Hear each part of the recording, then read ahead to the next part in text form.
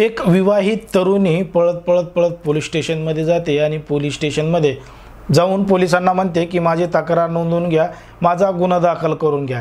Police म्हणतात नेमकं झालं तरी काय, तुम्ही शांत बसा, आम्ही सगळं काही लिहून घेतो। मग जी ती तरुणी आहे ती सांगते की मागच्या 5-6 महिन्या अगोदर माझं लग्न झालं होतं आणि मी ज्या व्यक्तीसोबत लग्न केलंय तो व्यक्ती माझ्या जातीचा, माझ्या धर्माचा नसून दुसऱ्याच धर्माचा आहे आणि हे मला लग्नानंतर समजलं। त्यानं याच्यामधून माझी फसवणूक केली आणि मागच्या काही महिन्यांपासून माझ्यासोबत संबंधसुद्धा ठेवलेत आणि आता तो मला सोडून पसार झालाय, मला सोडून फरार झालाय। पोलिसांनी या संपूर्ण घटनेची दखल तात्काळ घेतली, गुन्हा नोंदवून घेतला आणि त्या तरुणीची सुद्धा चौकशी केली आणि जेव्हा त्या तरुणीची चौकशी केली तेव्हा पोलिसांनी त्या तरुणीलाच जेलमध्ये टाकलं।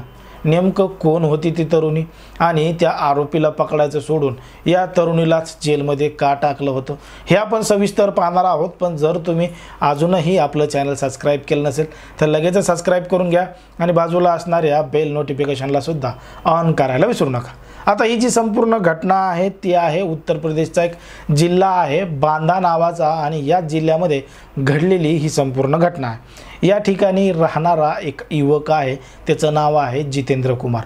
जितेंद्र कुमार हा एका कंपनीमध्ये काम करायचा आणि कंपनीमध्ये काम करत असताना त्याचा स्वभाव थोडा चांगला होता, प्रत्येकाशी गोड गोड बोलायचं, आपलं जे काही काम आहे ते करायचं आणि कोणाला काही मदत लागली तर ती मदतसुद्धा करायची, असं काम जितेंद्र कुमार करायचा। त्यामुळे आजूबाजूच्या परिसरातले लोक त्याला अत्यंत चांगलं समजायचे आणि सगळे चांगलेच बोलायचे। मग याच परिसरामध्ये नवीनच राहायला आलेली एक तरुणी होती आणि ती तरुणी याच भागामध्ये राहू लागली। मग या भागामध्ये राहत असताना त्या तरुणासोबत या तरुणीची ओळख झाली आणि अशीच ओळखीचं रूपांतर मैत्रीमध्ये झालं। मग ओळखीचं रूपांतर मैत्रीमध्ये झाल्यानंतर हे दोघं एकमेकांना भेटू लागले, बोलू लागले, एकमेकांचे नंबर शेअर केले। मग यांनी एकमेकांसोबत चॅटिंगसुद्धा चालू केली। आता चॅटिंग सुरू केली तर मग यांचं जे आहे यांचं मैत्रीचं रूपांतर आता प्रेमामध्ये झालं। आता प्रेमामध्ये झालं तर मग यांचं काही दिवस अगदी प्रेम सुरळीत चाललं आणि प्रेम केलं की मग यांनी एकमेकांसोबत संबंध ठेवायचं सुद्धा ठरवलं। मग यांनी एकमेकांसोबत संबंधसुद्धा ठेवले। पुढं जाऊन मार्च 2021 मध्ये यांनी एका मंदिरामध्ये जाऊन लग्नसुद्धा केलं। आता लग्नसुद्धा केलं, मग लग्नानंतर ज्या पद्धतीनं नवरा बायको सगळं काही करत असतात त्याच पद्धतीनं यांनी अनेक दिवस, अनेक महिने अशाच पद्धतीनं सगळं काही कृत्य केलं आणि त्याच परिसरामध्ये राहू लागले। आता ही जी तरुणी होती ती होती मध्य प्रदेशचा जिल्हा आहे पन्ना। पन्ना आणि बांदा हे 2 राज्याच्या सीमा भागावरचे गावं आहेत आणि याच भागामध्ये हे दोघं जण राहायचे। त्यामुळे यांचं काही जास्त लांब गावं नव्हते आणि अशा पद्धतीनं यांनी एका गावामध्ये जाऊन लग्नसुद्धा केलं होतं आणि हे त्या ठिकाणी राहू लागले।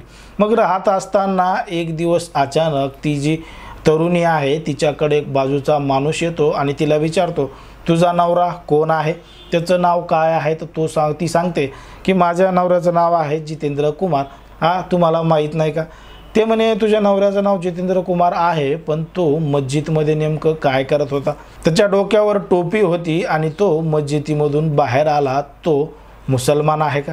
ती म्हणे नाही नाही, असं काही नाही, तो तर हिंदूचा आहे आणि जितेंद्र कुमार असल्याचं नाव सांगितलं। आता अशा पद्धतीने त्या तरुणीला माहिती मिळाली। मग घरी आल्यानंतर त्या जितेंद्र कुमारची हिनं चौकशी केली आणि या दोघांमध्ये वादविवाद झाला। तेव्हा सत्य समोर आलं की तो जितेंद्र कुमार नसून त्याचं नाव होतं शकील। त्याचं खरं नाव शकील होतं आणि त्यानं फसवणुकीनं हिच्यासोबत एका मंदिरामध्ये जाऊन लग्न केलं होतं आणि हिच्यासोबत बरेच महिने तो बायको म्हणूनच राहत होता। नवरा बायकोचं नातं असतं त्या पद्धतीनं जे राहतात त्याच पद्धतीनं राहत होता। मग याची संपूर्ण माहिती त्या तरुणीला मिळाली। मग त्या तरुणीनं तात्काळ जो बांदाचा पोलीस स्टेशन आहे त्या ठिकाणी जाऊन तक्रार दाखल करते, गुन्हा दाखल करते। आता तक्रार दाखल करून घेतल्यानंतर पोलीससुद्धा चौकशी चालू करतात। मात्र जेव्हा पोलीस चौकशी चालू करतात त्या आरोपीचा शोध घेत असतात तेव्हा तो आरोपी पसार झालेला असतो, तो आरोपी सापडतच नाही। पोलिसांना तो आरोपी सापडत नाही। मग पोलीस विविध ठिकाणचे जे पोलीस स्टेशन आहेत राज्यातले त्या ठिकाणच्या पोलीस स्टेशनमध्ये संपर्क करू लागतात आणि एकदा FIR रजिस्टर झाली की त्याची माहिती संपूर्ण पोलीस स्टेशनमध्ये मिळत असते। मग ही जी तरुणी होती तिनं ज्या व्यक्तीविरोधात गुन्हा दाखल केला होता त्यासोबत हिचं सुद्धा नाव होतं। तेव्हा पोलिसांना अजून अशी माहिती मिळाली की ही जी तरुणी होती हिनं सुद्धा या अगोदर 22 लोकांना लुटलं होतं, 22 लोकांसोबत हिनं सुद्धा लग्न केलं होतं। म्हणजे हिचा धंदा एकच होता की जे नवतरुण आहेत ज्यांना लग्नासाठी मुली मिळत नाहीत अशा लोक हेरायचे, त्यांच्यासोबत लग्न करायचं, रात्र रंगीन करायच्या आणि लग्न झाल्यानंतर त्यांची जी काही रक्कम आहे हुंड्यामध्ये घेतलेली त्या ठिकाणी काही नगदी पैसे आहेत, सोनं नाणं आहे ते घेऊन दुसऱ्या दिवशी पसार व्हायचं। अशा पद्धतीनं तिनं आत्तापर्यंत 22 लग्न केलेली होती आणि 23वर लग्न त्यानं त्या शकील बरोबर केलं होतं। हिनं आतापर्यंत 22 जणाला फसवलं होतं, पण त्या शकीलनं 23वा नवरा होऊन हिला फसवलं होतं। ही स्वतःहून पोलीस स्टेशनमध्ये गेली आणि पोलिसांनी मागचं जो काही तिचा तपास आहे तो काढला तेव्हा हिचंच नाव अनेक वेळा निघालं आणि पोलिसांना समजलं की हिनंच आत्तापर्यंत 22 लोकांना फसवलेलं आहे, त्यांची आर्थिक लूटसुद्धा केलेली आहे। बदनामीच्या भीतीनं काही लोकांनी पोलीस स्टेशनमध्ये तक्रारी दाखल केल्या नव्हत्या, पण ज्यांनी केल्या होत्या त्यांच्या माध्यमातून समजलं की ही एक लुटेरी दुल्हन असल्याचं सुद्धा त्या आजूबाजूच्या जिल्ह्यामध्ये बोललं जात होतं आणि बोललं गेलं होतं।